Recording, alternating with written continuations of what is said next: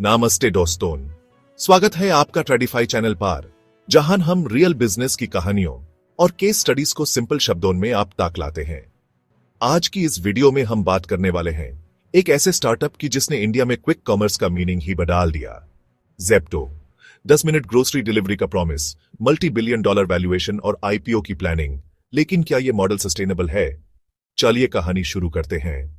2021 का साल था। पेंडेमिक के बाद इंडिया एक नए दौर में था। लॉकडाउन ने ह्यूमन ऑनलाइन शॉपिंग और डिलीवरी की आदत डाल दी थी। कन्वीनियंस अब लक्जरी नहीं, एक उम्मीद बन चुकी थी। लेकिन एक चीज अभी भी अटकी हुई थी, ग्रोसरीज। बड़ी कंपनी सेम डे या नेक्स्ट डे डिलीवरी तो दे रही थी, पर अगर आपको चाय बनाते वक्त चीनी खत्म हो जाए तो अगले दिन का इंतजार कौन करेगा? ये एक ऐसी प्रॉब्लम थी जिसका सोल्यूशन सब ढूंढ रहे थे। इसी टाइम पर दो बचपन के दोस्त और स्टैनफोर्ड ड्रॉपआउट्स आदित्य पलीचा और कैवल्या वोहरा इंडिया वापस आए। सिर्फ 19 साल के इन एंटरप्रेन्योर्स ने पहले किराना कार्ट नाम का एक स्टार्टअप शुरू किया। आइडिया था लोकल किराना स्टोर्स को ऑनलाइन लाकर उनके थ्रू डिलीवरी करवाना। लेकिन जल्द ही उन्हें समझ आ गया कि असली प्रॉब्लम डिलीवरी मेन नहीं, बल्कि फुलफिलमेंट मेन है। किराना स्टोर्स पर स्टॉक की कमी और इनकंसिस्टेंट सर्विस के कारण कस्टमर एक्सपीरियंस खराब हो रहा था। उनका पहला वेंचर फेल हुआ, लेकिन इस फेलियर ने उन्हें एक जरूरी सबक सिखाया।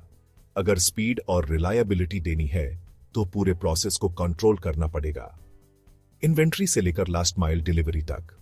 और यही उनके दिमाग में वो आइडिया आया जिसने पूरी इंडस्ट्री को हिलाकर रख दिया। उन्होंने सोचा, क्यों ना हम एक ऐसा सिस्टम बनाइए जो ग्रोसरीज और डेली एसेंशियल सिर्फ 10 मिनट में डिलीवर कर दे। ये सुनने में उस वक्त पागलपन लगता था। बस इसी एक सवाल से शुरू हुई ज़ेप्टो की कहानी। ज़ेप्टो ने एक बोल्ड प्रॉमिस किया, 10 मिनट डिलीवरी। लेकिन यह सिर्फ एक मार्केटिंग स्लोगन नहीं था, इसके पीछे एक रेवोल्यूशनरी बिजनेस मॉडल था। इस प्रॉमिस को पूरा करने के लिए उन्होंने बनाए डार्क स्टोर्स। ये कोई आम दुकान नहीं है जहां कस्टमर आ सके। ये शहर के बीच में स्ट्रेटेजिकली प्लेस किए गए छोटे छोटे माइक्रो वेयर हाउसेस हैं जो सिर्फ ऑनलाइन ऑर्डर्स के लिए बने हैं। इनका लेआउट, टेक्नोलॉजी और इन्वेंट्री सब कुछ सिर्फ एक चीज के लिए ऑप्टिमाइज्ड है, स्पीड। डेटा एनालिटिक्स से पता लगाया जाता है कि किस एरिया में कौन से प्रोडक्ट्स सबसे ज्यादा बिकते हैं और सिर्फ वही हाई डिमांड प्रोडक्ट्स स्टॉक किए जाते हैं। जैसे ही आप ऐप पर प्लेस ऑर्डर टैप करते हैं, ज़ेप्टो का सिस्टम काम पर लग जाता है। आपका ऑर्डर सीधा आपके सबसे नजदीकी डार्क स्टोर में फ्लैश होता है। ये डार्क स्टोर स्ट्रेटेजिकली डिजाइन किए जाते हैं। हर आइटम की एक फिक्स्ड जगह होती है जिसे पिकर्स सिर्फ 60 सेकंड्स के अंदर पूरा ऑर्डर कलेक्ट कर लेते हैं। इस प्रोसेस को पिक पैक शिप कहते हैं। ऑर्डर पैक होते हाई राइडर निकल पड़ा है। लेकिन स्पीड ही सब कुछ नहीं है, असली गेम है इकोनॉमिक्स का। ज़ेप्टो का सीक्रेट सॉस है हाई ऑर्डर डेंसिटी, जहां एक ही एरिया से मल्टीपल ऑर्डर्स आने पर डिलीवरी कॉस्ट कम हो जाती है। साथ ही इनका टेक पावर्ड रूट प्लानिंग, जो राइडर्स के लिए सबसे एफिशिएंट रास्ता चुनता है। इन्हीं फैक्टर्स से ज़ेप्टो का एवरेज ऑर्डर वैल्यू एओवी बढ़ता है और कंट्रीब्यूशन मार्जिन पॉजिटिव रहता है। इसी ऑपरेशनल एक्सीलेंस और स्ट्रॉन्ग यूनिट इकोनॉमिक्स को देखकर इन्वेस्टर्स ने ज़ेप्टो पर भरोसा जताया।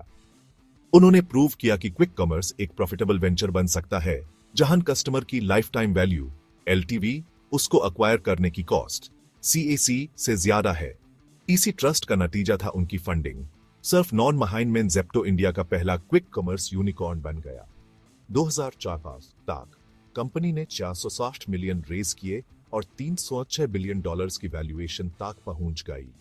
और अब खबरें हैं कि कंपनी की वैल्यूएशन 60 बिलियन डॉलर क्रॉस कर सकती है और 2030 तक आईपीओ लाने का प्लान है। इस विजन को पूरा करने के लिए ज़ेप्टो ने 900 से ज्यादा डार्क स्टोर्स का टारगेट रखा है। प्रॉफिटेबिलिटी के लिए ज़ेप्टो अब नए एवेन्यूज भी एक्सप्लोर कर रहा है, जैसे कि ज़ेप्टो काफे से हाई मार्जिन आइटम्स डिलीवर करना और ज़ेप्टो पास जैसे सब्सक्रिप्शन मॉडल से रेवेन्यू बढ़ाना। सब कुछ परफेक्ट लग रहा है ना? एक सॉलिड बिजनेस मॉडल, इन्वेस्टर्स का पैसा और एक क्लियर विजन। लेकिन हर कहानी में एक ट्विस्ट होता है। लेकिन हर हाई ग्रोथ स्टार्टअप की तरह ज़ेप्टो का सफर भी चैलेंजेस से भरा है। सबसे बड़ा और कॉम्प्लिकेटेड चैलेंज है इसका यूनिट इकोनॉमिक्स। सिंपल शब्दों में, हर एक ऑर्डर पर कंपनी कितना पैसा कमाती है या गनवाती है। क्विक कॉमर्स का पूरा मॉडल डार्क स्टोर्स पर टिका है। इन स्टोर्स का रेंट, 24/7 चलने वाले रेफ्रिजरेशन का इलेक्ट्रिसिटी बिल, स्टाफ की सैलरी और डिलीवरी फ्लीट को मेंटेन करने का खर्चा, ये सब मिलकर ऑपरेशनल कॉस्ट्स को बहुत बढ़ा देते हैं। एक एवरेज ऑर्डर जो करीब 400 से 500 रुपये का होता है, उस पर ग्रोसरी के थिन मार्जिन्स के कारण जेप्टो को हर ऑर्डर पर आखिर में नुकसान हो रहा था। डिलीवरी, पैकिंग और डिस्काउंट्स के बाद कंट्रीब्यूशन मार्जिन अक्सर नेगेटिव रहता था। ऊपर से कंपटीशन बहुत फियर्स है। जोमैटो बैक्ड ब्लिंकिट और स्विगी का इंस्टामार्ट दोनों के पास पहले से ही एक विशाल कस्टमर बेस और डिलीवरी नेटवर्क का फायदा है। अमेजॉन फ्रेश अपने डीप पॉकेट्स और प्राइम इकोसिस्टम के साथ एक और बड़ा खिलाड़ी है। इस क्राउडेड मार्केट में सिर्फ 10 मिनट डिलीवरी का वादा काफी नहीं है और इंडियन कस्टमर बहुत वैल्यू कॉन्शियस है। कस्टमर एक्विजिशन के लिए डिस्काउंट्स और ऑफर्स जरूरी हैं, लेकिन इससे कस्टमर एक्विजिशन कॉस्ट यानी सैग बहुत बढ़ जाता है। जैसे ही डिस्काउंट्स कम होते हैं, कस्टमर दूसरे ऐप पर स्विच कर जाता है। इससे कस्टमर रिटेंशन एक कांस्टेंट बैटल बन जाता है और लाइफ टाइम वैल्यू LTV कम रहता है।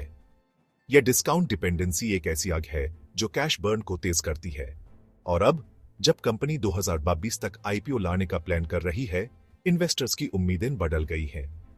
वो सिर्फ ग्रोथ की कहानी नहीं, बल्कि प्रॉफिटेबिलिटी का आपसे क्लियर रोड मैप मांगेंगे। हर डार्क स्टोर का परफॉर्मेंस, ओवरऑल EBITDA प्रॉफिटेबिलिटी और सस्टेनेबल ग्रोथ के मैट्रिक्स पर उनकी गहरी नजर होगी।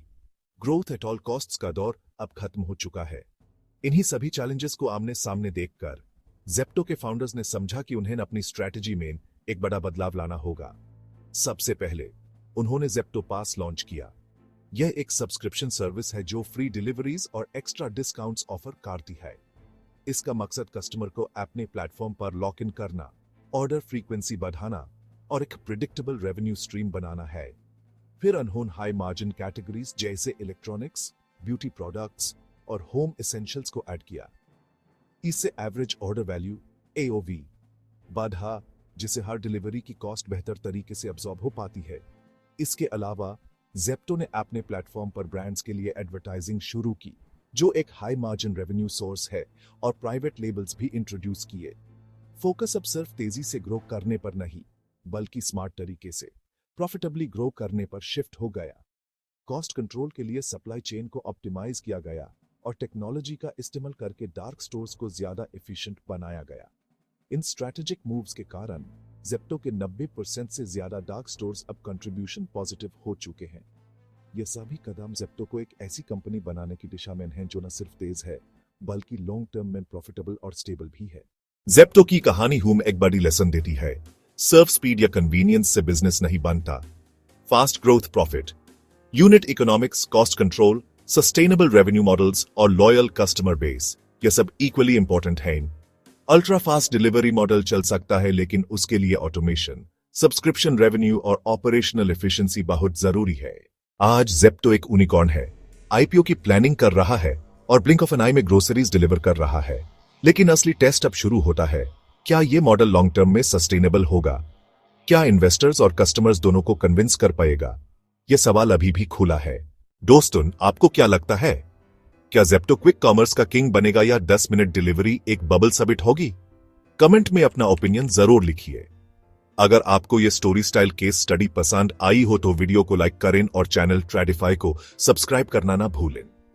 मिलते हैं अगले एपिसोड में एक और इंस्पायरिंग केस स्टडी के साथ।